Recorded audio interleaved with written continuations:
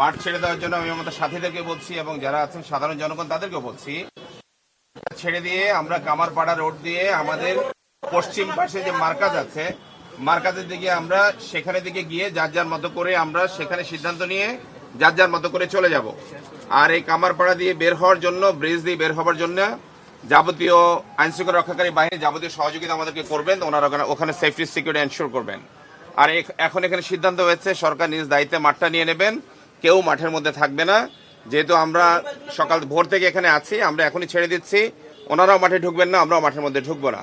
সাথীদের কাছে আমি বিনীত আরজ করছি, কেউ কারোর সাথে ইভেন একটা উঁচু গলায় কথা বলারও দরকার নেই।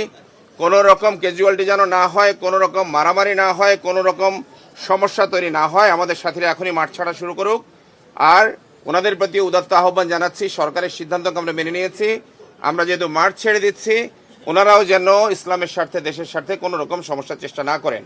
ওনারাও যেন রাস্তার মধ্যে নেমে না আসেন বা কোনো উস্কানিমূলক বক্তব্য প্রচার না করেন। অ্যাজ ওয়েল অ্যাজ আমাদের পক্ষে সবাইকে বলছি, কেউ যেন কোনো রকম উস্কানিমূলক টেক্সট দেয়া থেকে শুরু করে কোনো রকম ভয়েস দেয়া, কোনো রকম লাইভে যাওয়া, ভুলও আপনারা এটা করবেন না।